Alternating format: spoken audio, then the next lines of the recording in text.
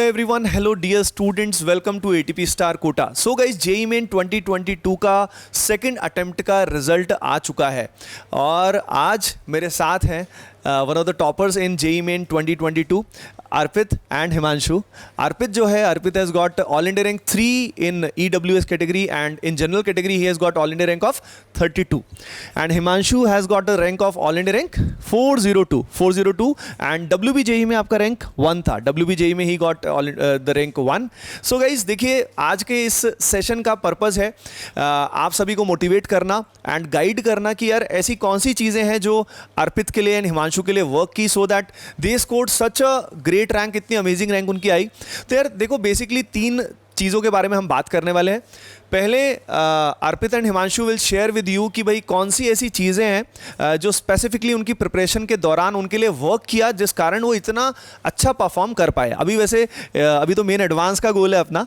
Advance में अपन लोग बहुत मचाने वाले हैं, बहुत अच्छी रैंक लेके आने वाले हैं, लेकिन अभी JEE मेन तक का सफ़र भी बहुत अमेजिंग रहा है, राइट.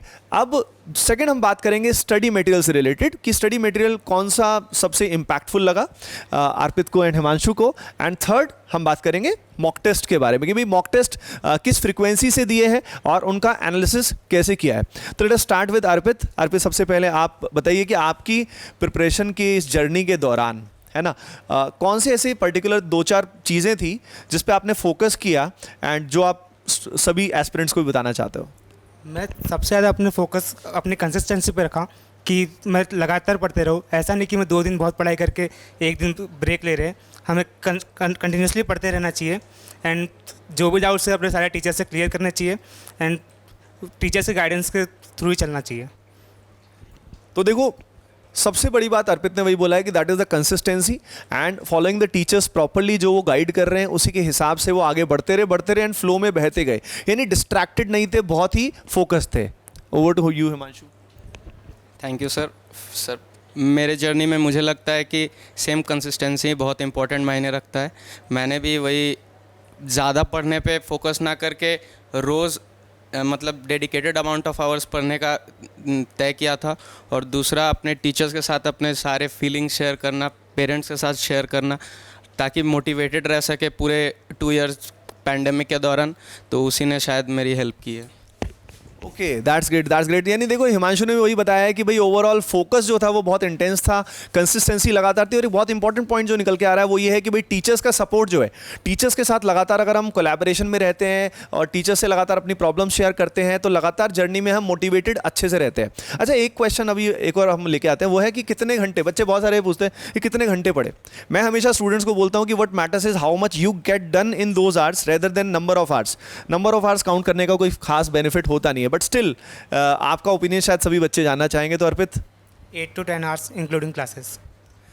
अर्पित कह रहे हैं 8 से 10 घंटे इंक्लूडिंग क्लासेस. तो यार क्लासेस नॉर्मली 4 आवर्स के आसपास क्लासेस रहती है और 8 to 10 आवर्स, यानी ओवरऑल सेल्फ स्टडी अलग से बात करें तो 5-6 आवर्स में अर्पित कर लेते थे. बाकी depending on your basic level हो सकता है आपको उसी चीज़ को करने में 8 घंटे लगे, राइट. और हिमांशु, आप? सर, मैं 2 इयर्स प्रिपरेशन के दौरान तो सेल्फ स्टडी 2 to 3 आवर्स ही कर पाता था. होमवर्क सिर्फ कर पाता था और जैसे ही सिलेबस ख़त्म हुआ फिर रिवीजन के लिए मतलब पूरे दिन लगातार 8 से 10 घंटे ही पढ़ता था. ओके. तो गाइस देखो, एक बहुत इंपॉर्टेंट बात निकल के आ रही है कि यार जो एक मिथ रहता है बहुत बड़ा कि जो अपने IIT के टॉपर्स हैं और everybody just they study for 12 hours, 14 hours, 16 hours. यार ऐसा नहीं होता है. बहुत कम घंटे पढ़ के भी हाई क्वालिटी स्टडी की जा सकती है. जैसे कि अर्पित ने around normally 4 to 5 hours, 6 hours की सेल्फ स्टडी रेगुलरली की है, लेकिन ऑब्वियसली वो बहुत हाई क्वालिटी रही होगी, आपके रिजल्ट से दिख रहा है. और आपकी भी स्टडी वही शुरू में 3-4 आवर्स रहती थी और अभी आप ओवरऑल 10 to 12 आवर्स, लगभग 8 से 10 घंटे, 12 घंटे पढ़ाई करते. अब हम बात करने वाले हैं स्टडी मटेरियल के बारे में कि भाई स्टडी मटेरियल में हमें कोचिंग मॉड्यूल्स पे ही फोकस करना चाहिए या प्रीवियस ईयर क्वेश्चंस पे स्पेसिफिकली अलग से फोकस करना चाहिए या बहुत सारी बुक्स का अंबार लगा देना चाहिए. तो शुरू करते हैं अर्पित आपसे. मेरे हिसाब से स्टडी मटेरियल्स में हमें कोचिंग मॉड्यूल्स पे ही मेनली फोकस करना चाहिए. जैसे जैसे आप जो चैप्टर पढ़ते आते हैं उसके PYQ भी आपको साथ ही साथ कर लेना चाहिए.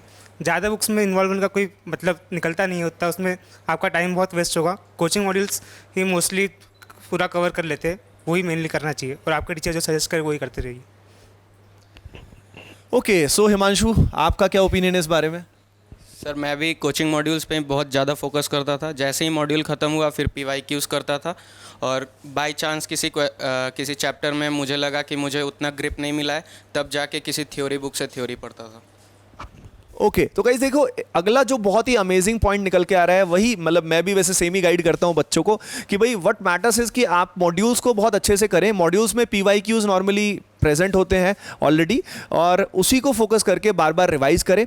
एडिशनल क्वेश्चंस करने हैं तो टीचर्स जो गाइड करें उसके हिसाब से एडिशनल मटेरियल भी आप कर सकते हो। Now the third point. So dear students, अब हम बात करने वाले हैं मॉक टेस्ट के बारे में। तो अर्पित एक बार बताइएगा कि मॉक टेस्ट आप नॉर्मली किस फ्रीक्वेंसी से देते थे और अभी किस फ्रीक्वेंसी से देते हो? जब ईयर लॉन्ग 2 साल सिलेबस चला था तब तो मॉक टेस्ट 2 वीक में एक बार देता था। उसके बाद सिलेबस खत्म होने के बाद हर 2-3 दिन में एक बार पूरा कंप्लीट 6 आवर का मॉक टेस्ट देता था। ओके तो मॉक टेस्ट तो चलो आप यानी बाई वीकली देते थे, फोर्टनाइटली देते थे पहले, और अभी आप 2 दिन में एक टेस्ट देते रहते हो, है ना? लगातार प्रैक्टिस करते रहते हो। तो टेस्ट को एनालाइज कैसे करते हो? टेस्ट को एनालाइज करते पहले मैं ये देख लेता था कि मेरे कौन कौन सवाल गलत हुए, फिर उन पर खुद ही सोचता था कि ये मेरा सिलेबस चेक था कि मैं सवाल पढ़ने में ही गलत कर दिया था या मेरा कंसेप्ट में कुछ एरर था। उसके बाद टीचर से डिस्कस करके मैं इसको कैसे इंप्रूव कर सकता हूँ, मैं ऐसे ही पूरा कंप्लीट एनालिसिस करता था। तो अर्पित एक बात बताओ कि ये जो टेस्ट है इसकी कोई एनालिसिस की नोटबुक भी बना रखी है आपने सेपरेटली? यस सर, एक नोटबुक बनाई थी, उसमें मैं कंसेप्ट लिखते आता था कि इसमें मेरा बहुत ज़्यादा गलती हो रहा है, और उनको फिर और अच्छे से पढ़ने की कोशिश करता था। ओके।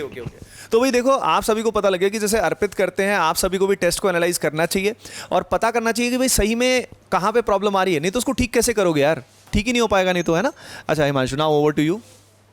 सर मैं भी फोर्टनाइटली टेस्ट देता था, और ये 2 ईयर लॉन्ग जब तक सिलेबस चल रहा था तब, और जैसे ही सिलेबस ख़त्म हुआ पहले मैं रिवाइज़ पूरा अच्छे से किया, उसके बाद टेस्ट देना चालू किया।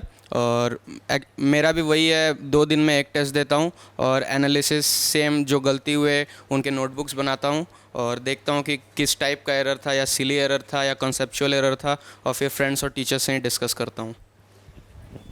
ओके सो भाई thank you so much guys, thank you so much. बच्चों को इंस्पायर किया आपने, टिप्स दी हैं, और अभी अपने को एडवांस में बहुत अमेजिंग करना है, एडवांस में बहुत अच्छा हम करने वाले हैं, राइट?